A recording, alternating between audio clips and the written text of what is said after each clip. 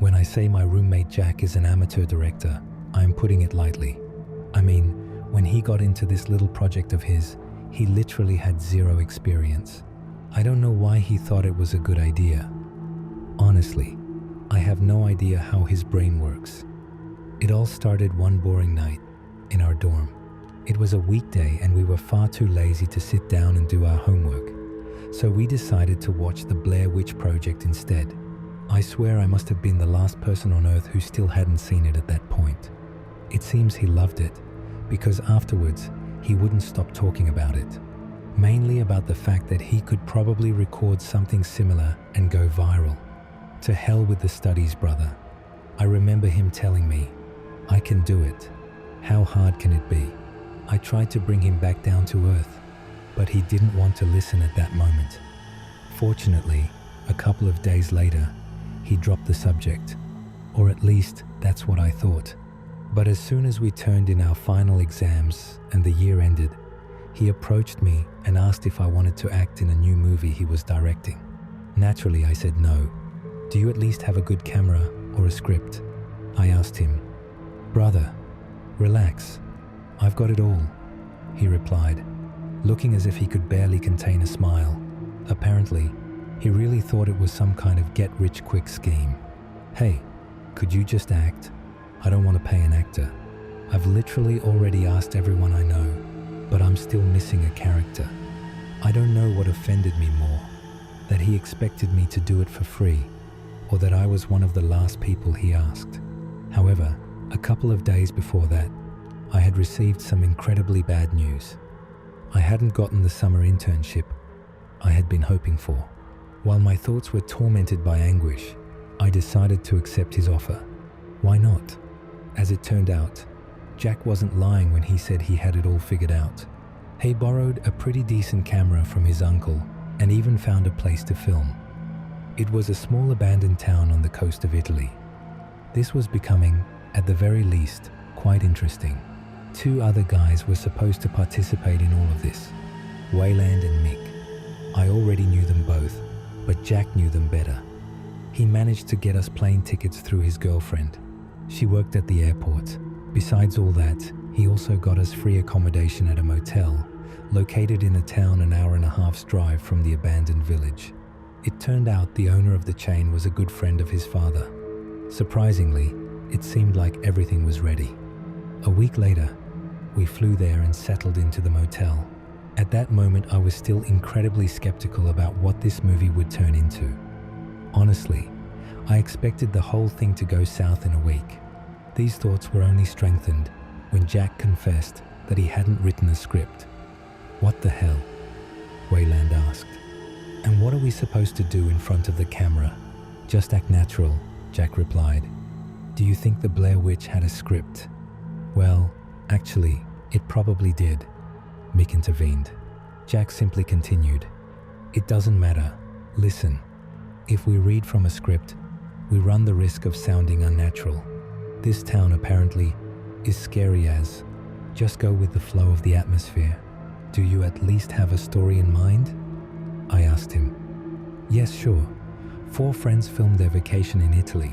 One day in a bar in a small town, they hear about an abandoned place near the coast where weird things always happen. Being complete skeptics, they all go there to check it out. And there everything goes too. We don't even need monster prosthetics or anything like that. It will be a psychological horror where clearly something is wrong, but nobody can understand exactly what it is. Just pretend to be scared for God's sake. This seemed to satisfy Mick and Wayland, but I could see that deep down, they also thought it sounded like Prios. To hell with it, I thought. At least I could relax a bit on vacation. During the first week, we simply wandered around Sicily, got drunk in bars, and generally bothered the locals. This was going to be the first act of the movie. However, we left the filming itself to chance. In other words, the recorded material looked like, it's fine. These are the least important parts anyway. Who cares? That was all Jack said when we reviewed it. Well, he's the director. After that, we finally decided to get down to business. Jack had the idea of including some of the locals in the movie, with their consent of course. We went into a bar in the town where we were staying and tried to prepare the scene. Jack noticed a middle-aged man at the back of the room, approached him, and tried to explain what we wanted to do. Halfway through Jack's painful interpretation of Italian, the man interrupted him. "Okay, kid, I speak English. What the hell is it you want?" Jack sighed in relief. "So, we're making a horror movie. 4 guys on vacation in Italy. In this scene, we're sitting at a table in a bar discussing where to go next. One of us mentions a nearby abandoned coastal town, and we decide it would be a fun place to visit. That's where you step in and say some nonsense about how we shouldn't go there, because a black-eyed demon lives there or something. Well, you'd do it for free, but if this is successful, I'll transfer some money to you. Just give us your contact." After Jack's rant, the man simply stared at him for a while with his mouth open, and then snorted. "You are brave children, I assure you." Wayland raised an eyebrow. "What do you mean?" Then the man looked at us as if we had just said the biggest stupidity. "I mean, you're telling me you didn't find out absolutely anything before coming here?" All of us simply shrugged collectively. The man seemed to think about something for a second before responding. "Well, I suppose it's more of a local problem. Even here there aren't many people who know. The news wouldn't report on what really happened." Wait, what had he just said? "What? What do you mean?" I asked him. He gave us a look with a somber expression. "There is a reason why this place is abandoned, you know. According to the official version, the evacuation was due to a fire. However, in reality, only 2 houses were burned. No, everyone left because of what caused that fire, but it wasn't a stove or an arsonist. It was something that you guys are not prepared to understand, and I would advise you to stay very, very far away from there." The man turned back to the bar and began to sip his beer again. We simply stayed in a collective shock. A few moments later, Jack spoke again. "Man, that was incredible. Could you repeat it, please? But this time to the camera?" The guy turned around. "Kid, are you stupid or what?" He threw some bills on the bar and stood up. "This new generation, don't they listen? Yes, that's why the news is full of stories about guys like you who got into trouble. Just follow my advice." And so he left. Now, none of us wanted to admit it, but that whole conversation scared us a bit. Jack simply attributed it to the guy trying to scare us. And again, we simply agreed. Looking back, listening to Jack's mental gymnastics, trying to justify why it was still a good idea, was probably our biggest mistake. Anyway, we managed to record the scene with the help of other tourists.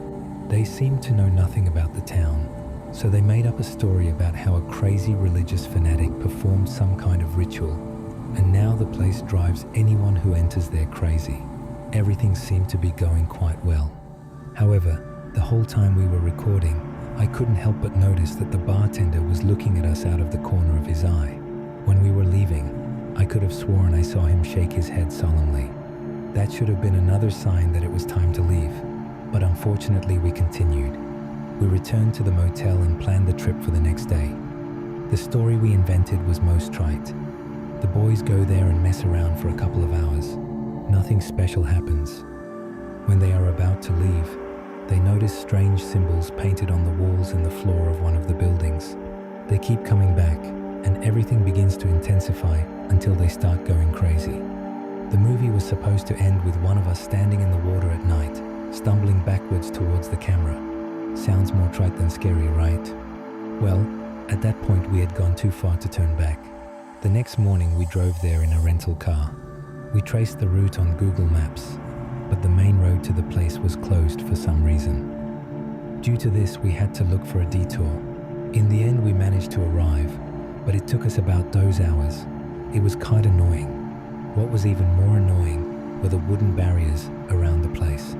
It seemed as if they were really trying not to let people in. That's when I started to doubt the legality of all this. However, Jack dissipated those fears by telling us about a movie filmed entirely in Disney World without the consent of the park, so we simply continued. Besides, it was such a small and insignificant place. Who cared? We wandered a bit, trying to map the area. It was easy, since the place was tiny. You could walk from one end of the town to the other in about 10 minutes. The guy from the bar was also right. 2 houses seemed to have burned to the ground.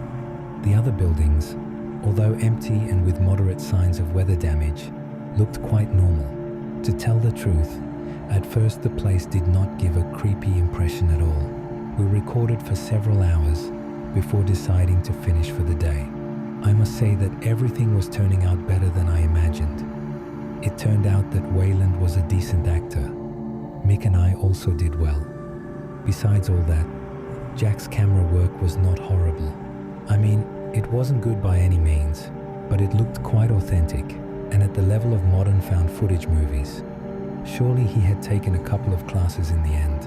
When the sun began to set, we decided to finish for today and return. When we were about to leave, I decided to look into one of the burned houses, just out of pure curiosity. While I was wandering through the blackened and semi-ruined structure, at first nothing in particular caught my attention until I looked at the ground. There were footprints. At first I thought they must have been left in the dust, which worried me. I mean, there couldn't have been anyone else here. However, looking closely, I realized something much stranger. The footprints seemed to be sunken into the ground, as if someone had taken a great weight in the shape of a shoe sole and had pressed it against the boards. It was strange to say the least, but not so strange. In any case, not enough for me to think too much about it. I ran back to the car, where everyone was waiting for me, and I told them. As expected, they simply said it was nonsense, and I told myself the same thing. In the following days, nothing out of the common happened either. For that moment, we had even recorded about 45 minutes of decent footage. Only after a week of shooting did I realize that something was wrong with that place. The feeling that something was not right had been growing subtly since we arrived there, but either nobody else noticed it or nobody wanted to admit it. I was reviewing the images we had recorded a few days ago. In them, the sun was just beginning to set. The fact is that I noticed something far from the shore in the water. At first it seemed like just a splash, but it was big. What the hell could have caused it? Out of curiosity, I watched the recording again and looked more carefully. Now the background was quite blurry, and the splash was in the frame only for a few seconds, but I could have sworn there was something behind it, almost like a dark figure. A person. What nonsense, I thought. It didn't make any sense. Although I tried to rationalize it, telling myself that it was a trick of the light, or my rich imagination, or something like that. In any case, I couldn't stop thinking about it. I thought about telling it to the others, but I knew they wouldn't give it importance. Especially Jack. He seemed to have taken all of this much more seriously. My suspicions were confirmed when night fell. We were about to leave when he stopped us. Listen, I have an idea. Let's stay here to spend the night. I brought sleeping bags and some food. Go to hell, Mick responded. Why would I want to sleep in this dusty place? After seeing those images, I shared his feeling. I didn't want to do it at all. Jack continued. Listen, what makes a movie tense? The conflict, right? So far we haven't had any. We found some creepy symbols. We heard some sounds. But that's it. Imagine, in this scene the car breaks down on us. We try to start it, but it simply doesn't move. And we start to argue among ourselves. Oh, it's your fault. It's his fault. That kind of thing. Do you understand? In the end, we are forced to spend the night here, in one of the houses. And then, in the middle of the night, we wake up by some strange sounds outside. We look through the windows, and we see a figure lurking behind the bushes, or something like that. Tell me that doesn't sound damn great. Although it didn't sound like anything original, it was exactly what the movie needed. The others discussed a bit more before finally reaching an agreement. I also accepted reluctantly. However, I was not at all enthusiastic about this night. We moved into one of the houses and spread the sleeping bags there. Jack wanted us to sleep only a few hours before starting to record the night scene. Authenticity, he explained. The more tired you are, the more real it will look. At that moment, I had to give him credit. The guy was dedicated to the cause. Around midnight, he woke us up. He was already recording. The plan consisted of Mick going out before and starting to emit deep sounds, moans. He also had to be the figure hiding behind the bush. We planned to record and edit later the scene where the four of us are watching from the house. Sleepy, I got up and followed the game. "What is happening?" I murmured. Jack adopted a scared voice. "Guys, haven't you heard that? Listen." While Wayland and I strained our ears, he recorded us. As expected, we heard Mick's moans outside. "What the hell is that?" Wayland responded, intentionally making his voice tremble at the end of the sentence. "Who knows?" Jack responded. "It sounds like it's coming from somewhere on the shore." He took the camera and began to record through the window. "I think I see something in the bushes." He stayed quiet for a second. "Wait, what the carajo?" His tone changed drastically. He lowered the camera and turned towards us. "Guys, what the carajo is that in the water?" His voice at that moment was completely sober. It didn't look like acting at all. Besides all that, his face stayed completely pale. Confused, I simply continued acting. "What do you mean? What was in the bushes?" "I am serious," he interrupted me. "Look at the sea." With a sensation of terror taking over my mind, Wayland and I did what he said. However, I could not see anything. Have you gone crazy, Jack? There is nothing there." I heard Wayland let out. "Are you kidding me?" Jack pushed him and began to scan himself. "What the carajo is happening?" I heard him murmur. However, while I continued watching the water, I noticed something quite strange and terrifyingly familiar. The waves that night were incredibly weak, so I could distinguish it far away. Big splashes, and they seemed to be approaching. Suddenly, I remembered that splash from the video I had reviewed before. "Give me the camera," I said to Jack. Although he had a bewildered look, he didn't argue and simply passed it to me. I turned it on again and began to record the splashes. And oh, God, what did I see? There was a figure trudging through the water towards us. It seemed to emanate from it a kind of dark red glow. When I zoomed in, it became evident that it was wearing a kind of strange deep water diving suit, but without the helmet. The weirdest thing was that when I tried to focus on the details of its face, I couldn't. The issue is not that the camera didn't have that capacity. Simply my eyes could not bear it. They began to hurt and tear up, and I had to look away. But in the fractions of a second that I managed to catch a glimpse, the face looked distorted in a certain sense, almost like that of a normal person, but passed through some filters.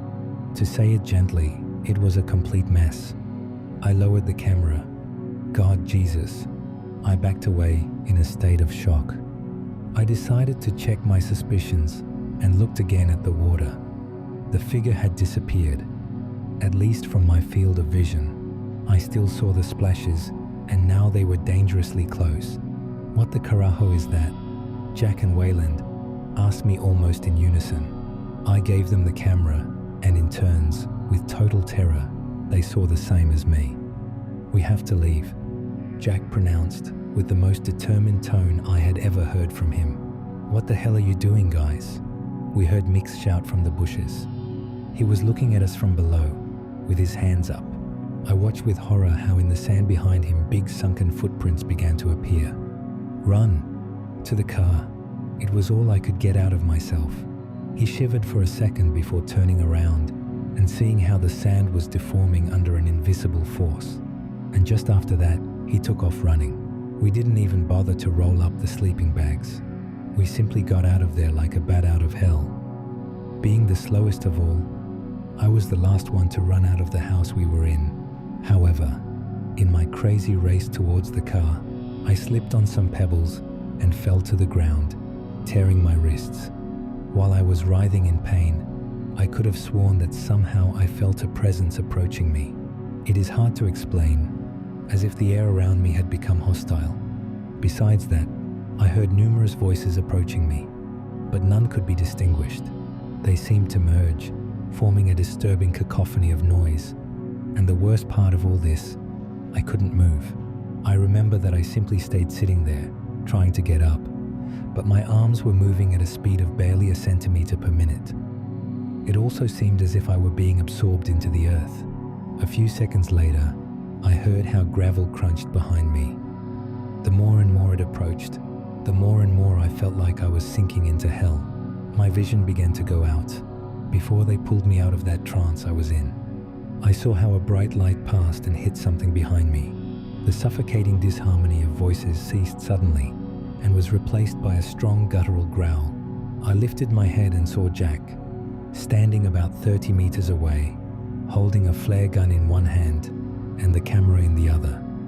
I took the opportunity, jumped and ran towards the car. I got inside and we left from there at full speed. Now we are sitting in the room of the motel. None of us has pronounced a word. I mean, what the hell are we supposed to say? We decided to finish the trip before time. As soon as it dawns, we will take the first flight that leaves from here. The other guys have finally stayed asleep, but I simply cannot. That sensation of sunken terror when that one was approaching me, I cannot stop thinking about it. I still almost feel it. I took the camera again and reviewed the recording. There was no possibility that we would not show it to someone. Maybe there are answers somewhere. However, when I played the recording, that creature was not there. I saw the water splash, how the sand was sinking under its force, me paralyzed on the ground. But that damn creature simply was not there. What? Just after university, I got a job as a teacher in a small town in central Wisconsin. In the 10th grade creative writing class, I gave them as an exercise to write a short flash fiction story for Halloween. We had been studying urban legends and folklore, and now it was the students' turn to invent their own stories. Length: send to mill words. Task: scare me. The quality of the works was as expected. After all, they were 10th grade kids. But one story stood out in the middle of the pile, the work of a quiet student named Jake. His first-person story seemed so real, as if he were immersed in reality, too close to it, almost as if he were not making it up, but was relating something that had happened to him. I put it aside, impressed. Kate's work was in the last pile. I vividly remember having read it, drops of sweat on the temples, the click-click of the red pen in my hand, and a strange sensation of terror somewhere in the stomach. I put her story on top of Jake's story and thought, and what the hell am I supposed to do now?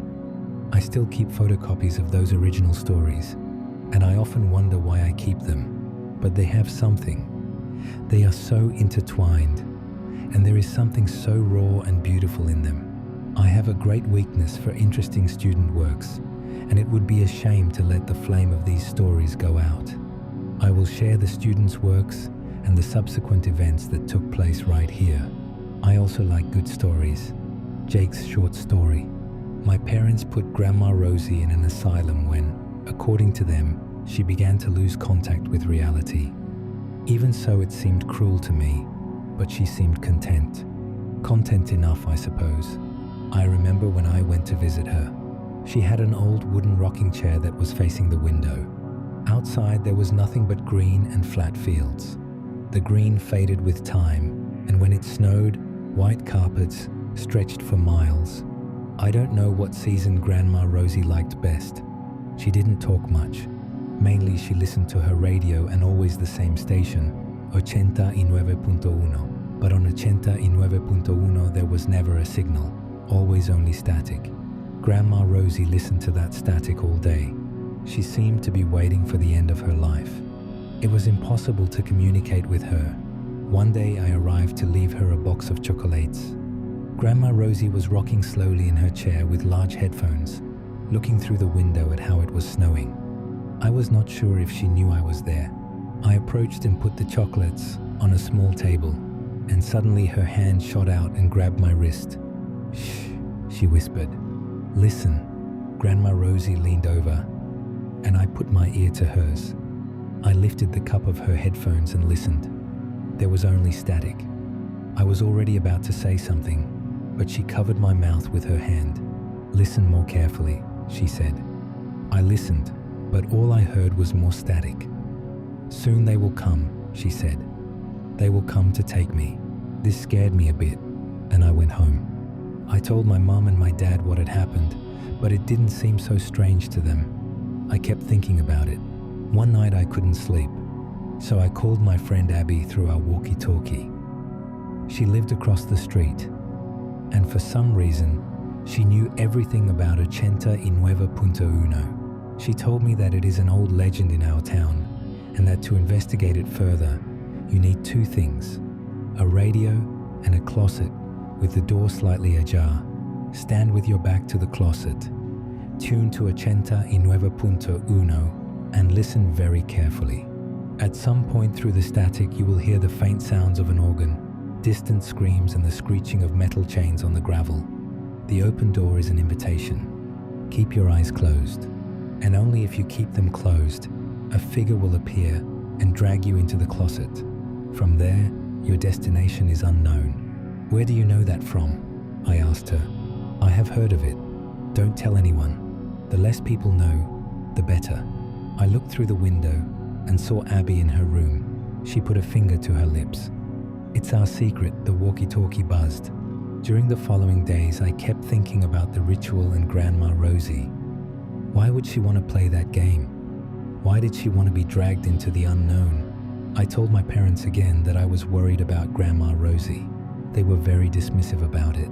"Since Grandpa died, I think she wants to leave," said my mom. "She wants to be with him." I wanted to know more, so I decided to try the game for myself. Late at night, I left my closet door open just a crack.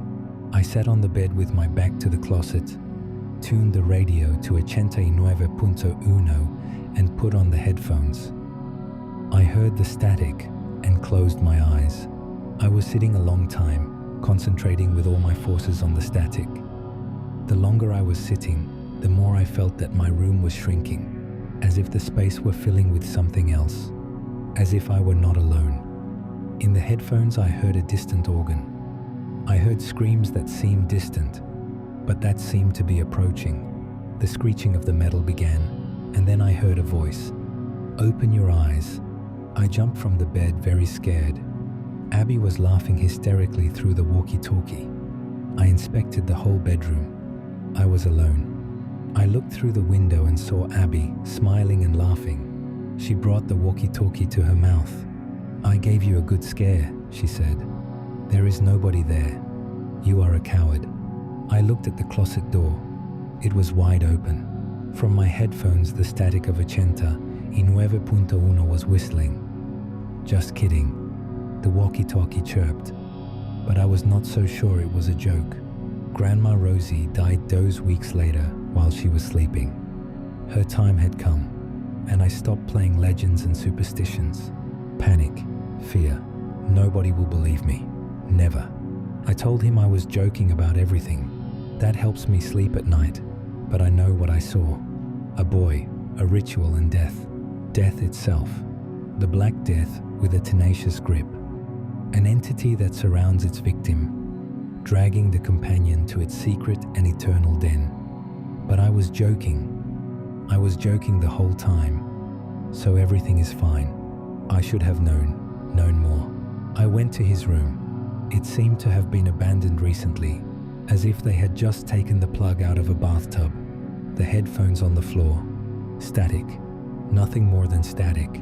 Noises from the closet, heavy breathing, nails scratching the door from inside. I grabbed the knob. Something more, something dark. I cannot open. I will not open it. I refuse to let it out. I move back slowly. A tiny, high and shrill voice. "Help me." The static echoes in my small room. Nothing more than static. I close the door as I leave. I will not let it out. I will not say it. I will never say it. My story does not exist. It is simply not there. It is just static. I had before me two apparently intertwined stories. Jake's story, a more traditional folklore, and Kate's very personal story, centered on emotions, regret, and secrets. Maybe I had been swimming in urban legends for too long, or maybe I had become a victim of too many gruesome student essay stories to count, but I couldn't get the idea out of my head. This looks real. A few days after Halloween, I kept Kate after class. I wanted to know more. In particular, if she was the character of Abby and Jake's story, and if she was confessing to have visited that grandmother in her own work. I took out Kate's story and asked her how she had written it, what had inspired her. She shrugged. I suppose it's avant-garde. I was just experimenting with ideas. Did you like it? He nodded. It was an interesting work. I told her. Have you ever heard of 89.1? Kate asked me. I tried to say something, but I couldn't. Several words escaped my tongue, but they were interrupted by Kate's laughter. Oh God, Mr. Patrick, all this was just a joke. Kate explained how she and Jake had agreed to write multiple points of view about the same story, in part as a creative writing exercise, but mostly just to play a prank on me. Everything was invented. It was a Halloween prank. We played you well, Mr. Patrick. Kate laughed. I smiled awkwardly. It was a good joke, and yes, they caught me. I told her that I liked her work, that she should continue developing her avant-garde style, and I wished her a happy Halloween. But something did not fit. I was having a few drinks with a veteran, a first-year English teacher. I am a first-year teacher in a new town, and he is a wise old mentor. I told him about the homework and the stories that Jake and Kate turned in. He laughed and then became thoughtful. That simply looks strange, he said. Do you say that Jake and Kate agreed to play a prank on you? They were thick as thieves in my class at the beginning of the school year, but in fall they stopped talking to each other. They didn't even look at each other. Something must have happened to them. I suppose they have reconciled. During the following weeks, I closely observed Jake and Kate in my class and in the hallways. They did not speak a single time. They did not even look at each other. I scheduled a meeting with Jake to discuss his story and let him know how much I liked his growth as a writer, especially his Halloween work. I smiled from one side and told him that the prank that he and Kate played on me had blown my mind. Jake smiled with discomfort. Did we play a prank on you? Yes, he said. It was Kate's idea. Everything was invented, he claimed. 89.1 did not exist, and he did not have any grandmother who had died in an asylum. All the characters and situations were 100% fiction. I said, good job, and I told him to continue writing. And, nevertheless, the situation seemed to be wrong, as if I were losing a part of the show. Was it possible that those two were so committed to the idea of playing a prank on me that they did not even speak to each other in the school? Or maybe they were dating and did not want anyone to know, so they acted in a distant way in the hallways and in the class. After all, they were 15 years old. It seemed reasonable, but it didn't let me sleep at night. Nothing else mattered. I gave classes by day, and at night, I was obsessed with these stories. The news, the sports, and the current events went to a second plane. The real world escaped me. I continued digging. Armed with a pair of possible surnames, thanks to school records, I was calling the asylums of the county. I told them that I was trying to locate an old friend of my mother, Rosie. Each telephone call followed the same script. The receptionist reviewed the files and did not find anything, nobody with the surnames that I had. I combed the internet and spent too much time in the archives of the local library. I did not find any folklore or urban legend related to 89.1, and each time I felt that I was about to give up, I took out my photocopy of Kate's story. She visited Jake's grandmother. It simply looked so real. I knew it was not false. In the last desperate attempt, I spent a lot of time alone in my bedroom, listening to the static of 89.1 with the eyes closed and the door slightly ajar. I listened to the static deeply and intensely, trying to distinguish the chime of the organ, the high and agonizing screams far away, and the jingle of the metal chains. Sometimes I seemed to hear it, and I only needed to concentrate a bit more. And I felt something in the bedroom, ready to sneak out of my closet. A dark mist waiting to drag me. I wanted it to come, because I wanted the story to be real, but it did not come. One day at school, I saw Jake and Kate smiling and laughing next to Jake's locker. I passed next to them, and Kate winked at me. That was the decisive moment. I finally accepted the idea that they had played a prank on me. Everything had finished. I stopped looking for 89.1. I returned to drink with my partner, this time a lot, and in my drunken stupor I told him everything I had been doing. He considered that my investigation was ridiculous and, in ultimate instance, dangerous. "You like stories too much," he said. "If I didn't know you better, I would say that you are almost trying to write your own. Simply let it go."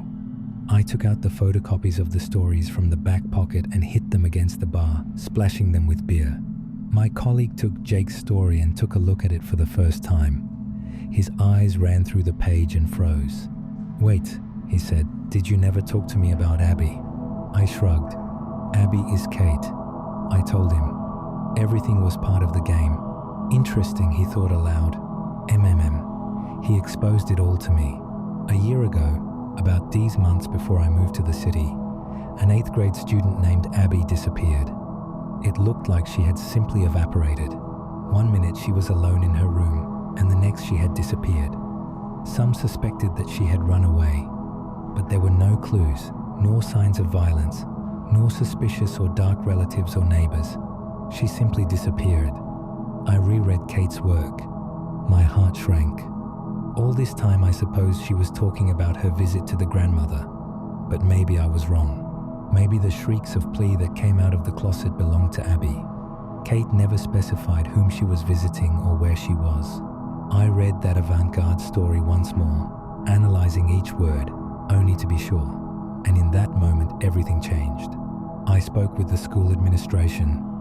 They put in contact with the authorities, and the police interrogated Jake and Kate. It came to nothing. It didn't matter that Abby lived on the other side of the street from Jake. It didn't matter that we had the words on paper. They were only stories, the children said. Only stories. Pure fiction. Jake did not have any grandmother in a nursing home anyway.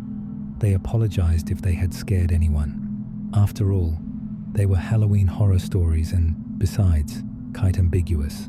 Jake even apologized between tears for having called a fictional character with the name of the missing girl. It had not occurred to him. And now I had become the monster who dragged 2 innocent children into this nightmare. The staff boycotted me and the city crucified me. I was finished.